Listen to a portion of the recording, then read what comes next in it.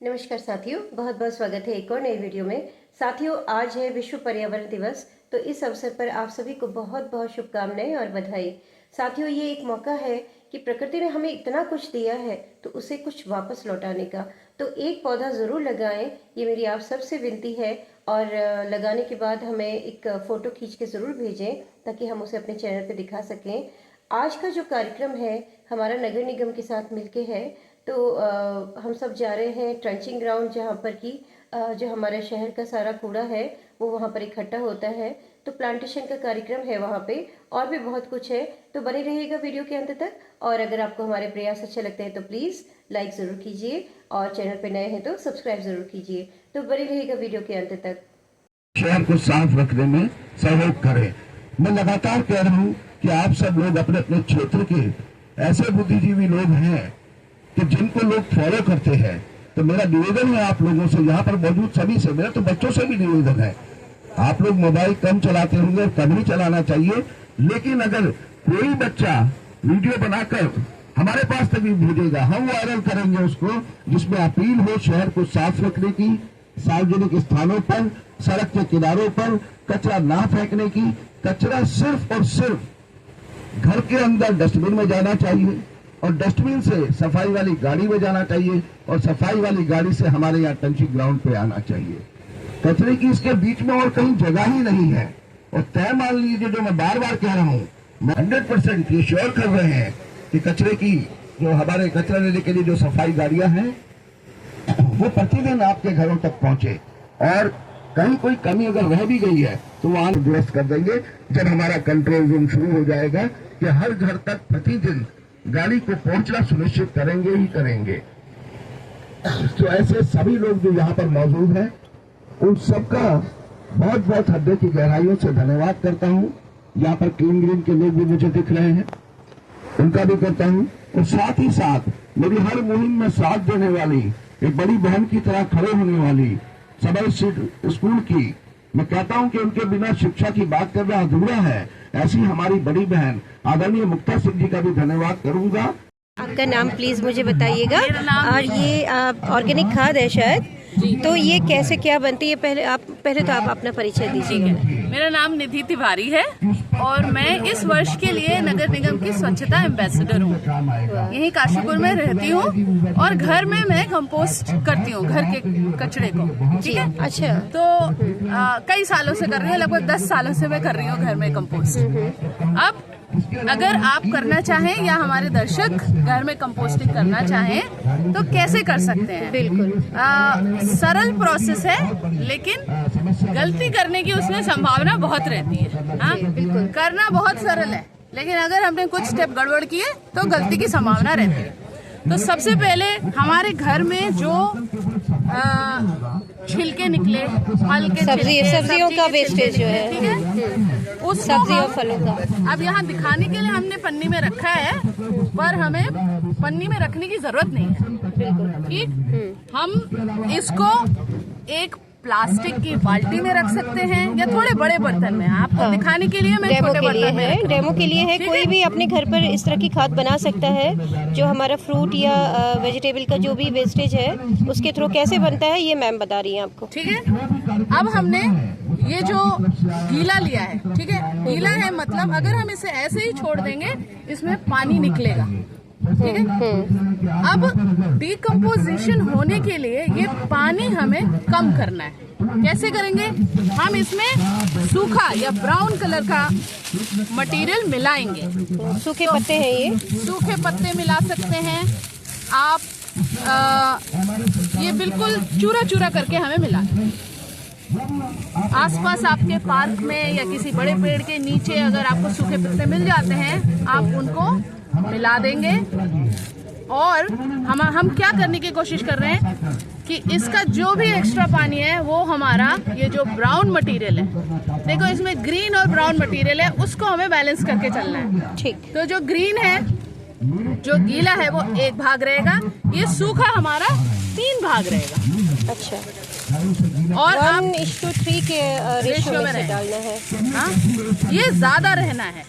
ठीक है। ठीक। और हम इसको जब एक इतने बड़े प्लास्टिक की बाल्टी में कर रहे हैं या घड़े में कर रहे हैं, मतलब रेशियो यही रहेगा, रेशियो हमें ध्यान रखना है 1:3 और का इसको रेशियो। हमें मिलाना है ताकि उसका जो भी पानी निथर रहा है वो ये हमारा सूखा कर ले। अगर आप कंपोस्ट बना रहे हो, आपने जैसे पहले दिन ये डाल दिया, अगले दिन का कूड़ा इसके ऊपर डाल दिया और फिर पत्ते डाल दिए, फिर अगले दिन का डाल दिया और फिर पत्ते डाल दिए। अच्छा। ठीक है। इसमें जो नियम समझने की बात है, कभी भी गीला सूखे से ज्यादा नहीं होगा। ओके, मतलब और अगर सूखा जितना है उसका तिगुना हमको जितना गीला है जितना उसका गीला है उसका तिगुना तिगुना हमें हमको सूखा सूखा चाहिए।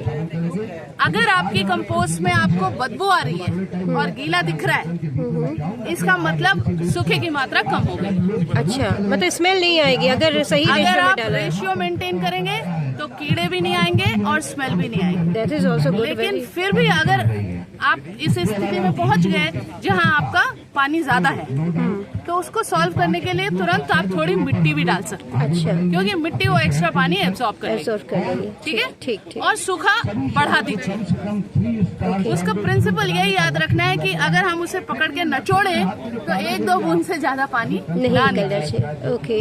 अब इसमें दूसरी तरफ क्या हो सकता है कि बहुत सूख जाए। आपने सूखा इतना डाल दिया कि वो पूरा ही सूख गया।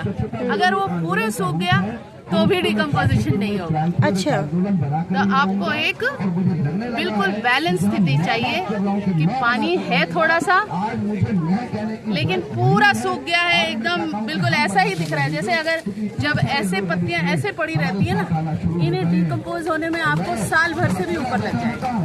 इसको पानी चाहिए डिकम्पोज होने के लिए, इसको हरा कूड़ा चाहिए, इसको गीला कूड़ा चाहिए डिकम्पोज होने के लिए। तो ये जब साथ आते हैं तभी डिकम्पोजिशन होता है। अब एक और चीज, एक तो हमने पानी की मात्रा को बैलेंस किया, अब इसे सांस भी चाहिए, यानी इसे Okay, हवा भी ऑक्सीजन चाहिए, चाहिए, ऑक्सीजन चाहिए। तो अगर आप एक बड़ा बर्तन रख रहे हो तो साइड में थोड़े छेद कर दीजिए ओके। ताकि हम उसमें हवा जा सके। और एक और तरीका होता है हवा देने का कि उसे चला दीजिए, ऊपर नीचे कर दीजिए, हाँ, ताकि वो सांस ले सके। एग्जैक्टली। बस ऊपर से एक ढक्कन लगा दीजिए।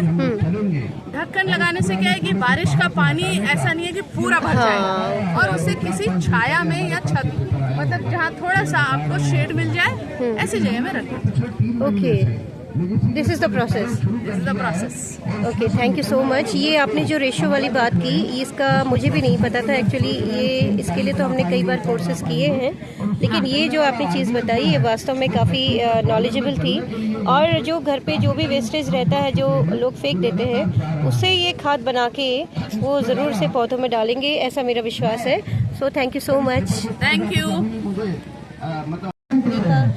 हम लोग हैं यहाँ पर इस समय क्रचिंग ग्राउंड में, और प्लांटेशन है यहाँ पर। एक महोत्सव चल रहा है।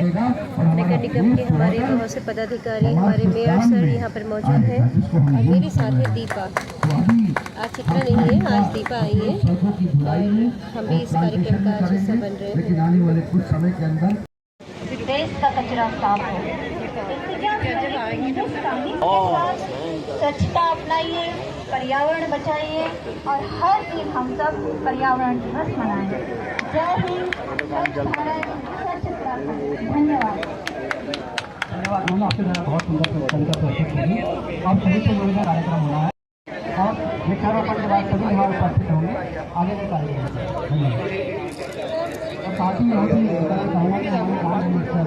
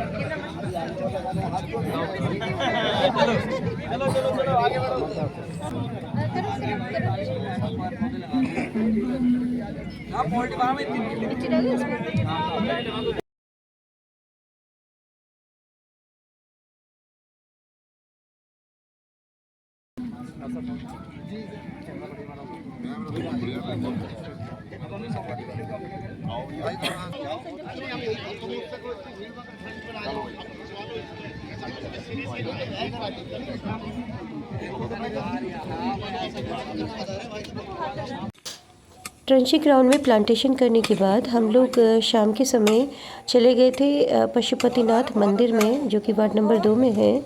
और यहाँ पर एक सेवा समिति है, पशुपतिनाथ सांस्कृतिक सामाजिक एवं धार्मिक सेवा समिति।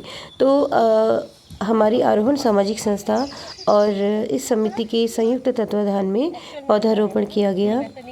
और वहाँ के जितने भी पदाधिकारी हैं वो सब मौजूद थे। वहाँ के जो वार्ड के पार्षद हैं श्री संजय शर्मा जी, और वो इस संस्था के अध्यक्ष भी हैं। इसके अतिरिक्त जगत जी जो कि सचिव हैं, हिमांशु भाई उपाध्यक्ष हैं, और इसके अतिरिक्त जो वहाँ के संरक्षक हैं श्री कैलाश जी, और भी जितने भी पदाधिकारी हैं वो सभी वहाँ पर मौजूद थे। तो बहुत अच्छा अनुभव रहा हमारा भी। एक संयुक्त रूप से हम लोगों ने इस कार्य को किया। और मुझे ऐसा लगता है कि जहाँ प्रकृति हमें इतना कुछ देती है, वो हमें क्या क्या देती है इस बारे में तो हम बता ही नहीं सकते।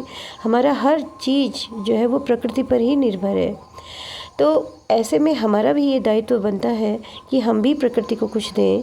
तो हम क्या दे सकते हैं प्रकृति को? सिर्फ एक प्लांट लगा सकते हैं और इसके अतिरिक्त उसे साफ़ सुथरा रख सकते हैं। तो मेरी आप सबसे यही विनती है कि प्लीज़ इसे साफ़ सुथरा रखें और कम से कम एक पौधा ज़रूर लगाएं। और क्योंकि एक एक पौधा जो है वो बहुत ही कीमती है, हमारे लिए ही नहीं बल्कि हमारी आने वाली पीढ़ियों के लिए भी।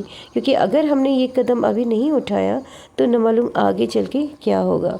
तो प्लीज़ मेरी आप सबसे रिक्वेस्ट है कि इस पुनीत कार्य में अपना सहयोग ज़रूर दें, एक पौधा ज़रूर लगाएं। अगर आपको हमारे प्रयास अच्छे लगते हैं तो प्लीज़ इस वीडियो को लाइक ज़रूर कीजिए।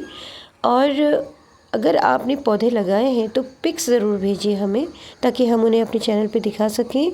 और अगर चैनल पे नए हैं तो सब्सक्राइब ज़रूर कीजिए। तो तब तक स्वस्थ रहिए, मस्त रहिए, हमसे कनेक्ट रहिए। अगले वीडियो के लिए बाय बाय।